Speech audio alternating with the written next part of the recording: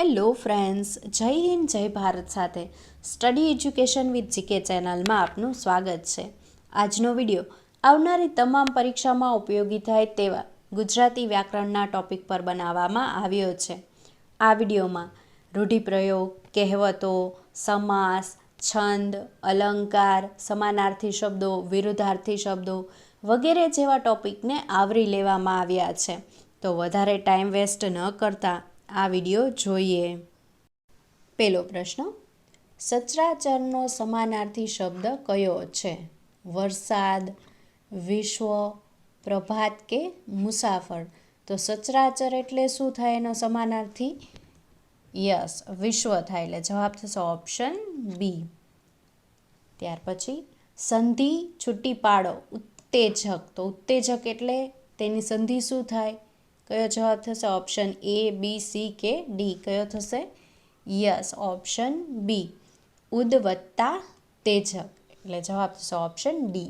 ત્યાર પછી નવરાત્રિ કયા પ્રકારનો સમાસ છે? ઓપ્શન એ દ્વિગુ સમાસ, ઓપ્શન બી બહુવ્રીહી સમાસ, ઓપ્શન સી મધ્યમપદ લોપી સમાસ, ઓપ્શન ડી કર્મધારય સમાસ. તો નવરાત્રિ એટલે શું થાય? તો એનો વિગ્રહ કરીએ તો શું થાય? તો કે નવરાત્રિનો સમૂહ, એટલે જવાબ થશે ઓપ્શન એ દ્વિગુ સમાસ. યસ. ત્યારબાદ યથાયોગ્ય કયા પ્રકારનો સમાસ છે? ઉપપદ સમાસ, કર્મધારય સમાસ, તત્પુરુષ સમાસ કે અવયવી ભાવ સમાસ? તો જો અહીંયા આપણે જોઈએ કે યથાયોગ્ય લખ્યું છે, જ્યાં યથા આવતું હોય આગળ તો એ કયો સમાસ હોય? તો કે અવયવી ભાવ સમાસ હોય, એટલે જવાબ થશે ઓપ્શન ડી. ત્યારબાદ અંગુર શબ્દનો અર્થ નીચે પૈકી શું થાય છે? નીચેના પૈકી? તો કે નવી ચામડી થાય, લીલી દ્રાક્ષ થાય, દેવદાર થાય કે નદી થાય? તો અંગુર એટલે શું થાય? તો કે અંગુર ખટ્ટે, લીલી દ્રાક્ષ, તો એ થશે નહીં, એ જવાબ ખોટો છે. શું થશે અંગુર? એટલે જવાબ થશે ઓપ્શન એ નવી ચામડી. ત્યાર પછી પંચદેવ કયા પ્રકારનો સમાસ છે? દ્વિગુ સમાસ, તત્પુરુષ સમાસ, મધ્યમપદ લોપી સમાસ કે ઉપપદ સમાસ? તો પંચદેવ આપણે એનો વિગ્રહ કરીએ તો શું થાય? તો કે પાંચ દેવનો સમૂહ, એટલે જવાબ થશે ઓપ્શન એ દ્વિગુ સમાસ. ત્યારબાદ સતુર શબ્દનો અર્થ નીચેના પૈકી શું થાય છે? ઓપ્શન એ કપાસનો તાર, ઓપ્શન બી સહેલું, ઓપ્શન સી આભડછેટ કે ઓપ્શન ડી ખરાબ? તો સતુર એટલે શું થાય? તો જવાબ થશે ઓપ્શન બી સહેલું. ત્યાર પછી નીચેના પૈકી અક્ષતનો સમાનાર્થી શબ્દ કયો છે? ઓપ્શન એ અલગ, ઓપ્શન બી અવાજ, ઓપ્શન સી અકબંધ, ઓપ્શન ડી અચાનક? તો શું થાય અક્ષતનો સમાનાર્થી શબ્દ? તો કે અકબંધ થાય, એટલે જવાબ થશે ઓપ્શન સી. ત્યારબાદ નીચેના પૈકી કયો શબ્દ પ્રફુલ્લનો વિરોધાર્થી શબ્દ છે? ઓપ્શન એ ગમ, ઓપ્શન બી અધીર, ઓપ્શન સી મલિન, ઓપ્શન ડી મલાન? તો શું થાય પ્રફુલ્લનો વિરોધાર્થી શબ્દ? તો કે મલાન થાય, એટલે જવાબ થશે ઓપ્શન ડી. ત્યારબાદ સંધિ છૂટી પાડો, મોહર્મી. તો મોહર્મીની સંધિ શું કરવાની છે? છૂટી પાડવાની છે. તો કયો જવાબ થશે?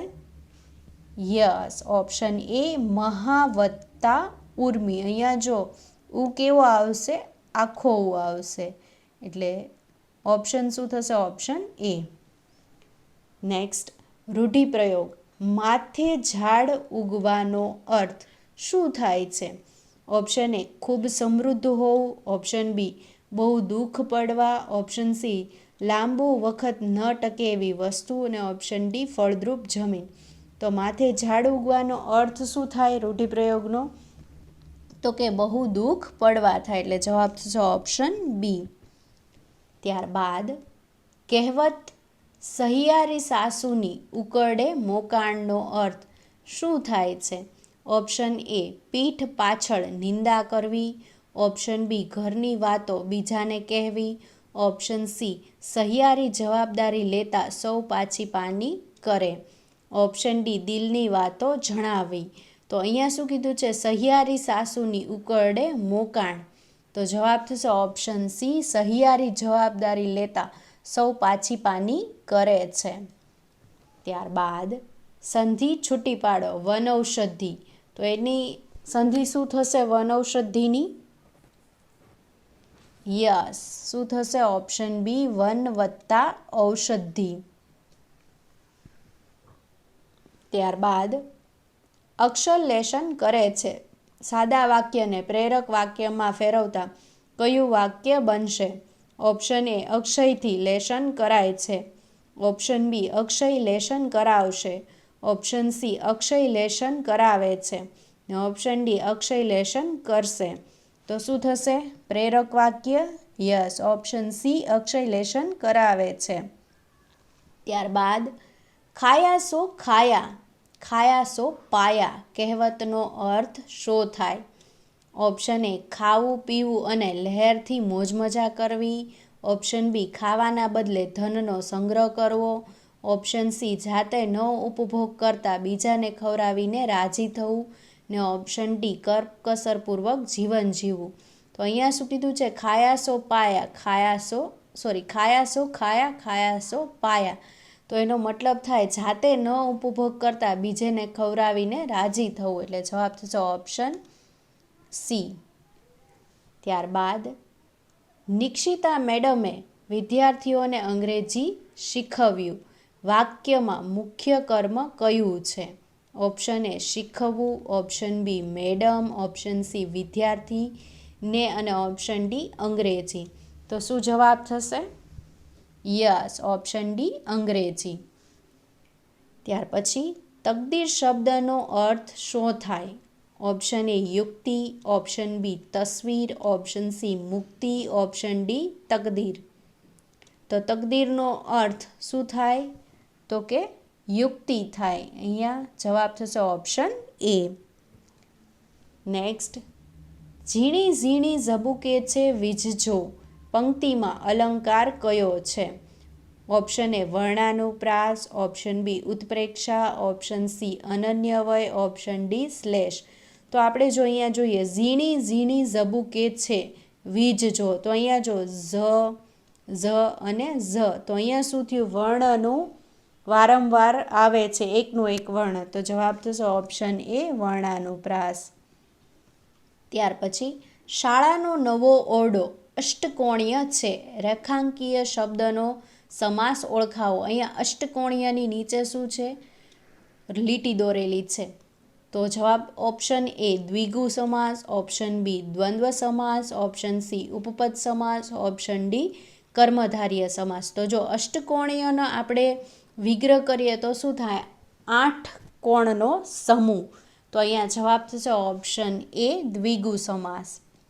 ત્યારબાદ સુષ્મા શબ્દની નીચેનામાંથી સાચી સંધિ કઈ છે? તો સુષ્માની સંધિ આપણે છૂટી પાડીએ તો શું થાય? તો જવાબ થશે ઓપ્શન ડી, સુ વત્તા સમા. ત્યાર પછી સાચી જોડણી શોધો. તો આમાંથી કઈ જોડણી છે જે સાચી છે આ ચારમાંથી? યસ, ઓપ્શન સી, સુષુમ્ણા. તે કેવી સંધિ છે? સાચી છે. ત્યાર પછી સિંહણની આંખમાં અજબ પરિવર્તન ઝડપથી આવી રહ્યું હતું. ક્રિયા વિશેષણ શોધો. શું શોધવાનું છે? ક્રિયા વિશેષણ. ઓપ્શન એ, આંખમાં. ઓપ્શન બી, અજબ. ઓપ્શન સી, ઝડપથી. ઓપ્શન ડી, પરિવર્તન. તો શું જવાબ થશે? યસ, ઓપ્શન સી, ઝડપથી. ત્યારબાદ ઉચ્ચારની રીતે જુદો પડતો મૂળાક્ષર કયો છે? ઓપ્શન એ, ઝ. ઓપ્શન બી, ગ. ઓપ્શન સી, છ. ઓપ્શન સી, ચ. તો કયો છે? ગ છે તે અલગ પડે છે. એટલે જવાબ થશે ઓપ્શન બી. ત્યાર પછી સ્પષ્ટની વિરુદ્ધમાં કોણ બેઠું છે? ઓપ્શન એ, વિસ્તૃત. ઓપ્શન બી, સંક્ષિપ્ત. ઓપ્શન સી, સંદિગ્ધ. ઓપ્શન ડી, જૂઠું. તો સ્પષ્ટ હોય તો એને સામું શું હોય? અસ્પષ્ટ હોય. તો એનો જવાબ થશે ઓપ્શન સી, સંદિગ્ધ. સંદિગ્ધ એટલે અસ્પષ્ટ, એમાં કંઈક શંકા હોય. તો ત્યાર પછી આમાં જણસનું સમાનાર્થી કોણ? એટલે આપણે અહીંયા જણસ જે શબ્દ આપ્યો છે એનો સમાનાર્થી શબ્દ કહેવાનો છે. ઓપ્શન એ માણસ, ઓપ્શન બી પ્રેત, ઓપ્શન સી ચીજ, ઓપ્શન ડી જડ. તો જણસ એટલે શું થાય? તો કે જણસ એટલે ચીજ થાય, એટલે જવાબ થશે ઓપ્શન સી. ત્યારબાદ આમાં અનુગામીનો વિરોધાર્થી કોણ છે? ઓપ્શન એ પુરોગામી, ઓપ્શન બી હંગામી, ઓપ્શન સી અધોગામી, ઓપ્શન ડી ઉર્ધ્વગામી. તો અનુગામીનો વિરોધાર્થી શું થશે? પુરોગામી થશે, એટલે જવાબ થશે ઓપ્શન એ. ત્યાર પછી આ વખતે ચોમાસું પાછું ખેંચાય તો ઘણી જમીન પાણી વિનાની રેતાળ જમીન જેવી થઈ જશે. લીટી દોરેલ શબ્દો માટે એક શબ્દ નીચેનામાંથી આપો. ઓપ્શન એ મરુભૂમિ, ઓપ્શન બી ખૂંપણ, ઓપ્શન સી કાપાળ જમીન, ઓપ્શન ડી ચીકણી જમીન. તો અહીંયા જો આપણે લીટી દોરીને આપેલું છે એના માટે શબ્દ સમૂહ માટે એક શબ્દ આપવાનો છે. શું છે? તો કે પાણી વિનાની રેતાળ જમીન. એટલે શું થાય? તો કે થશે ઓપ્શન એ મરુભૂમિ. ત્યારબાદ શબ્દ સમૂહ માટે એક શબ્દ લખો. રહી રહીને પડતા વરસાદનું ઝાપટું. ઓપ્શન એ મુશળધાર, ઓપ્શન બી સાંભલેધાર, ઓપ્શન સી સરવડું, ઓપ્શન ડી ટપક ટપક કરવું. તો શું થશે? રહી રહીને પડતા વરસાદનું ઝાપટું. તો થશે સરવડું. જવાબ થશે ઓપ્શન સી. ત્યારબાદ મને એ ચક્ષુમાં પ્રભુ જગત તીર્થોત્તમ મળ્યું. લીટી દોરેલ શબ્દના સમાસનો પ્રકાર ઓળખાવો. અહીંયા તીર્થોત્તમનો આપણે સમાસ કહેવાનો છે. ઓપ્શન એ દ્વંદ્વ સમાસ, ઓપ્શન બી મધ્યમપદ લોપી સમાસ, ઓપ્શન સી કર્મધારય સમાસ, ઓપ્શન ડી ઉપપદ સમાસ. તો કયો સમાસ થશે? યસ, ઓપ્શન સી કર્મધારય સમાસ. ત્યાર પછી સાચી જોડણી લખો. તો આમાંથી કઈ જોડણી છે જે સાચી છે? તો જવાબ થશે ઓપ્શન સી જિજ્ઞાસા. વિડીયો ગમ્યો હોય તો લાઈક, શેર અને કમેન્ટ જરૂરથી કરજો. અને હા ફ્રેન્ડ્સ, સબસ્ક્રાઈબ કરવાનું ભૂલતા નહીં. સાથે સાથે બાજુમાં આવેલા બેલ આઇકનને જરૂરથી પ્રેસ કરજો, જેથી કરીને નવા આવનારા વિડીયોની નોટિફિકેશન મળતી રહે. Thank you.